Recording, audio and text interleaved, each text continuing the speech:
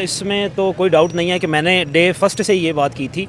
कि ये जो टैरिफ का ड्रामाबाजी रचाई हुई है मैड प्रेसिडेंट ने, ये एक लंबे अरसे तक सर्वाइव नहीं करेगी। उसकी रीज़न यही थी कि मार्केट बहुत बड़ी थी और वहाँ पे आप ये कह लें कि ईज़ ऑफ डूइंग बिजनेस जो है वो अमेरिका के लिए बहुत ज़्यादा है। जिस तरह हम आप ये देखें कि ट्रंप फैमिली की भी इतनी प्रेजेंस जो है वो यूनाइटेड स्टेट ऑफ अमेरिका में नहीं होती जितनी इंडिया में होती है। और ये अगर हम लोग नरेंद्र मोदी के विजिट की बात करें कि वो जो है उसमें यूनाइटेड स्टेट्स का विजिट कर रहा है और जनरल असम्बली जो है वर्ल्ड पार्लियामेंट जिसे आप लोग कहते हैं, जहाँ पे तमाम गवर्नमेंट के एग्जीक्यूटिव जो होते हैं, हेड ऑफ एग्जीक्यूटिव जो होते हैं वो वहाँ पे प्रेजेंट करते हैं, तो ये तो इसमें तो आपके 192 कंट्रीज़ के जो हेड्स होंगे उन्होंने शामिल होना ही होना है। लेकिन इसमें एक अनोखी बात यह है कि पहले यूनाइटेड नेशन की तरफ से तमाम मेंबर कंट्रीज़ को इनविटेशन आता है कि आपने अपनी पार्टिसिपेशन देनी है। और में उसमें से काफ़ी कंट्रीज़ ऐसे होते हैं जो अपने फॉरेन मिनिस्टर को भेज देते हैं, डिफेंस मिनिस्टर को भेज देते हैं, या special assistant to prime minister जो होता है ऑन फॉरेन पॉलिसी या फॉरेन अफेयर्स जो है उसको भेज देते हैं। लेकिन इस दफ़ा जो इनविटेशन आया है, इंडिया को इनविटेशन आया है, वो नरेंद्र मोदी के नाम आया है। तो यूनाइटेड नेशन में भी अगर आप लोग देखें तो डोमिनेंस जो है यूनाइटेड नेशन को ऑक्यूपाई किया हुआ है, तो वो भी जाहिर बात है कि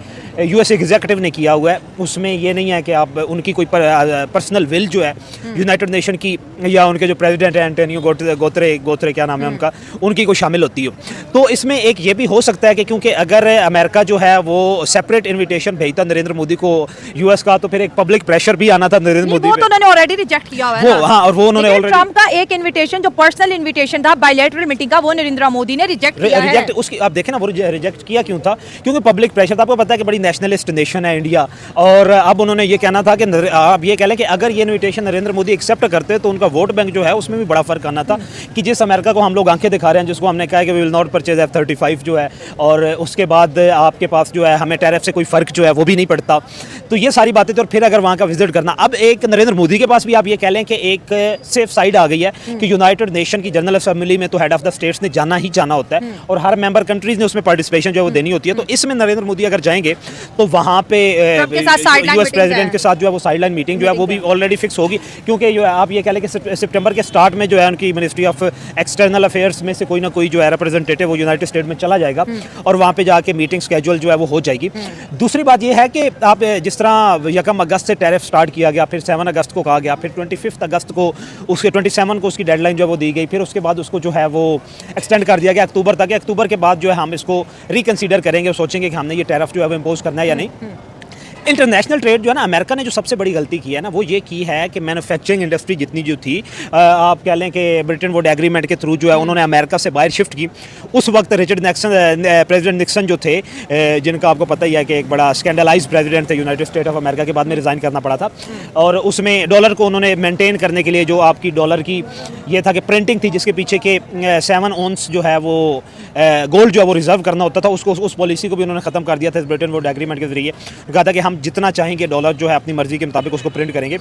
तो उस वक्त से जो है उन्होंने ये पॉलिसी अपनाई कि हम मैन्युफैक्चरिंग जो है वो अमेरिका से बाहर लेके जाते हैं। नमस्कार दोस्तों, मैं हूँ आरजू और रिएक्शन विद आरजू में आपका स्वागत है। तो आज हम बात कर रहे हैं मोदी जी के अमेरिका की जनरल असेंबली में शामिल होने के बारे में।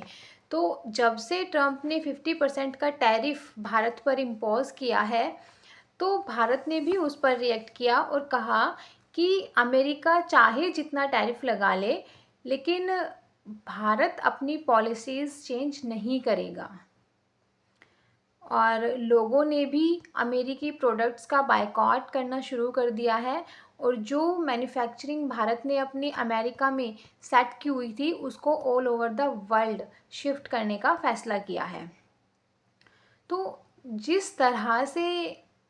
ये सब कुछ हो रहा है, तो अमेरिकन मार्केट है जो उसको बहुत लॉस का सामना करना पड़ रहा है। जिस तरह से भारत के लिए अमेरिकी मार्केट ज़रूरी है, तो अमेरिका के लिए भी भारतीय मार्केट उतनी ही ज़रूरी है।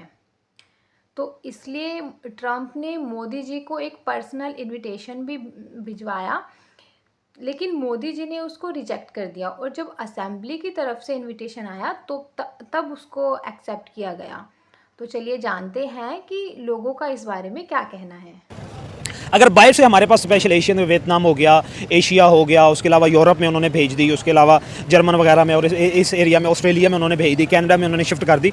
कि बाहर से मैन्युफैक्चरिंग जो है वो हमारे पास आएगी तो वो हमें सस्ती पड़ेगी। अभी आप लोग हमारे यहाँ पाकिस्तान पे 19% टैरिफ है, 19% है, और इंडिया पे जो है वो 125% है। एक बुक लिखी गई थी न्यू एरा ऑफ सिविलाइजेशन 20 आप ये कह लें कि 21वीं सदी के स्टार्ट में लिखी गई थी। उसमें अमेरिका के साथ बिजनेस डील में ना 2 चीज़ों का उसने जिक्र किया था, एक टी शर्ट और दूसरी ये थी कि डिफेंस के या आपके जो पार्ट्स होते हैं, वेपन पार्ट्स जो हैं, उस पर बात की गई थी। अभी अगर सपोज अमेरिका जो है वो पाकिस्तान पे 19% मजीद टैरिफ लगा देता है, तो पाकिस्तान यहाँ से वो शर्ट जो अभी पाकिस्तान $1.5 में, यहाँ पे एक टी शर्ट की बात करें, पाकिस्तान $1.5 में वहाँ पे बेच रहा है, और पाकिस्तान पे जब 19% वो टैरिफ इम्पोज होगा तो कितने की $2 की चली जाएगी, $2.25 की, या $2 पे भी अगर पाकिस्तान उसकी प्राइस कर देता है तो अल्टीमेटली इफेक्ट। और वहाँ पे वही टी शर्ट अब आप लोग बनाएं अमेरिका में, तो वहाँ पे $5 से $7 में एक टी शर्ट जो वो तैयार होती है, वेजेस डॉलर में है, वेज रेट ज़्यादा है और वेज रेट जो है वो डॉलर में है, तो उसको डॉलर में कन्वर्ट करते हुए वहाँ पे अगर किसी ने किसी भी आप ये कह लें कि होल सेलर के पास लेके जाना है तो उसने जो उसको सेल प्राइस होगी वो तो $10 या उससे अबव चली जाएगी। और अगर पाकिस्तान से वो खरीदते हैं $2 में, इंडिया वही टी शर्ट जो है वो $2.5 में, $2.5 में अगर फिर भी सेल कर रहे हैं और अमेरिकन परचेज कर रहे हैं, तो उसमें विल पावर जो है या परचेजिंग पावर डिक्रीज किसकी हुई है? अमेरिका की। अमेरिकन परचेजर जो है, देखिए आज आपने बड़ी अच्छी बात की कि अगर हम टैरिफ की बात करें तो इस वक्त आप ये देख लें कि इंडिया की मार्केट के ऊपर अमेरिका के दरवाजे बंद हो गए हैं। देखिए ट्रंप ऐसा कर क्यों रहा है? मुझे ऐसा लगता है इसके पीछे रीज़न ये है कि ट्रंप के ऊपर बड़ा प्रेशर आ रहा था, उसकी जो अपोजिशन थी वो बोलती थी कि तुम रशिया के मामले में बहुत ज़्यादा सॉफ्ट हो, तो उसने बोला नहीं मैं रशिया के मामले में सॉफ्ट नहीं, देखो रशिया तो रशिया, मैंने रशिया के दोस्त इंडिया को भी पेल दिया है, मैंने उसके ऊपर भी टैरिफ लगा दिया। लेकिन कहीं ना कहीं अब इस खबर से पता चल रहा है कि यूएस के दिल में ये चोर बैठा है कि हमने इंडिया की ट्रेड को बाय बाय नहीं बोला। आज उनके सेनेटर ने बोला है कि हम एंड ऑफ अक्टूबर तक स्विट्जरलैंड और इंडिया से ट्रेड डील कर लेंगे। बाइकआउट का लफ्ज़ तो यूज नहीं किया, लेकिन हाँ उन्होंने अप्रिशिएट जरूर किया है कि जो हम इंडिया के लेके सोच रहे थे कि इंडिया झुक जाएगा, लेकिन इंडिया ने बड़ा स्ट्रांगली रिटेलिएट किया हमारे सामने। तो देखिए अगर नरेंद्र मोदी जाते हैं, आपको क्या लगता है वो जो एक स्ट्रेटेजिक पार्टनरशिप है अमेरिका एंड यूएस की, वो देखने को मिलेगी? या फिर जनरल आसिम मुनीर के 2 बार 1 महीने में जो दौरे हैं उसने कहीं ना कहीं इंडिया को सोचने में मजबूर कर दिया है कि यहाँ पर जो है ना हमारी स्ट्रेटेजिक पार्टनरशिप नहीं चलने वाली। देखें इंडिया को एक तो बिल्कुल ये इस बात ने भी बड़ा इफेक्ट किया है कि हमारे जो फील्ड मार्शल साहब हैं उन्होंने जो विजिट किया है, और 1 मंथ में 2 विजिट, और उस विजिट के बाद जो झुकाव था अमेरिका का वो इंडिया से डाइवर्ट होकर पाकिस्तान की तरफ चल गया। सो नो डाउट कि इंडिया को पाकिस्तान इस वक्त अमेरिका के साथ बड़ा अच्छा प्ले कर रहे हैं। पाकिस्तान जो है अपनी आप ये कह लें कि इस वक्त कल मैं एक शो में बैठा हुआ था तो वहाँ पे एक डॉक्टर साहब थे, बड़े हिस्टोरियन थे, टेक्नोक्रेट भी थे, उन्होंने कहा कि पाकिस्तान की, वो कहते थे कि मैं ये कहता था कि पाकिस्तान की फॉरेन पॉलिसी जो है ना वो ना होने के बराबर है, लेकिन इस वक्त जो पाकिस्तान की फॉरेन पॉलिसी चल रही है ना वो उसको मैं अप्रिशिएट करने पे मजबूर हूँ कि आपने अपने राइवल से सुपर पावर की अटेंशन जो है उसको भी डाइवर्ट कर लिया है और उसको अपनी तरफ लेके आए हुए हैं। ये आपकी फॉरेन पॉलिसी का नो डाउट कि बहुत बड़ा जो है वो सक्सेस है, और दूसरी तरफ आपके राइवल की फॉरेन पॉलिसी जो है उसका फेलियर भी है, क्योंकि पाकिस्तान से ज़्यादा स्ट्रॉन्ग रिलेशन थे इंडिया के साथ यूनाइटेड स्टेट्स के, और क्योंकि उनके वहाँ पे बिजनेस इंटरेस्ट जो है वो भी वहाँ पे थे। लेकिन उससे क्या हुआ कि अब ट्रंप के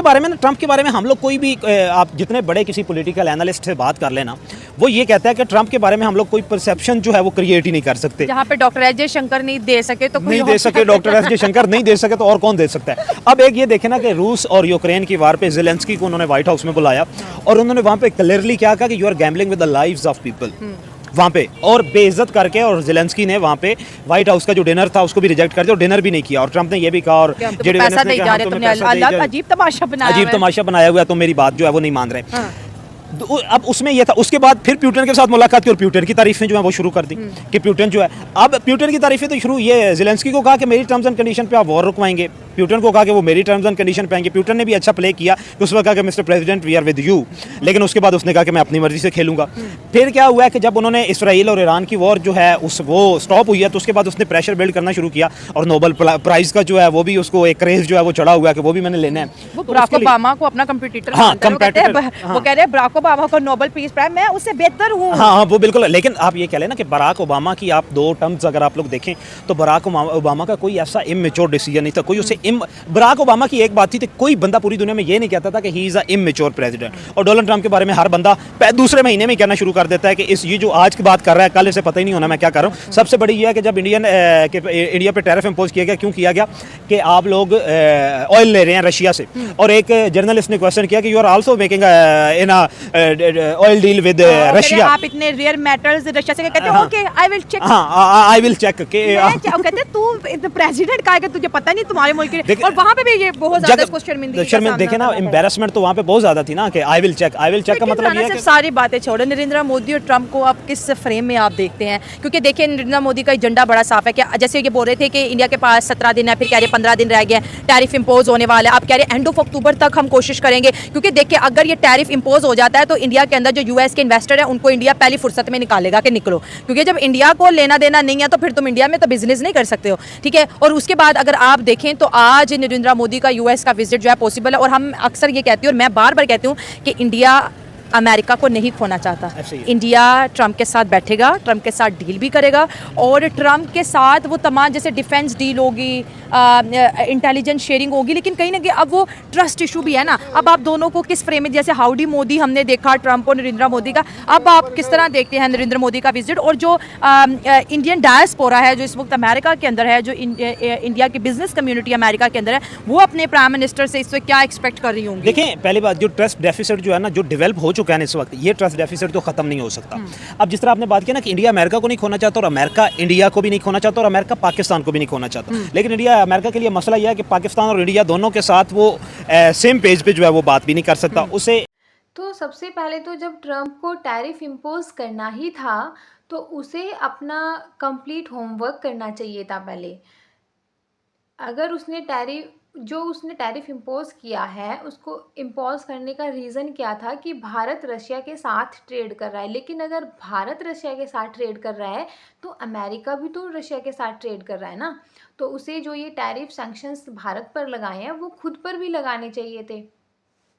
लेकिन ट्रम्प को इस सब के बारे में नॉलेज ही नहीं थी, ना उसको ये पता था कि किस सेक्टर को कितना प्रॉफिट होगा, कितना लॉस होगा। तो इसीलिए अब जो अमेरिकी बिजनेसमैन हैं वो भी ट्रम्प के अगेंस्ट जा रहे हैं,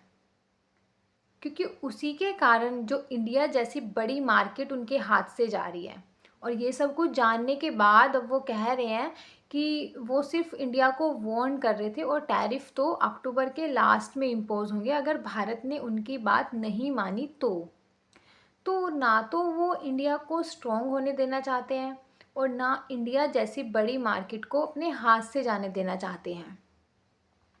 और इसीलिए वो पाकिस्तान का साथ दे रहे हैं। तो ये सब कुछ जो पॉलिसीज़ हैं अब ये ट्रम्प को बचा नहीं सकती हैं।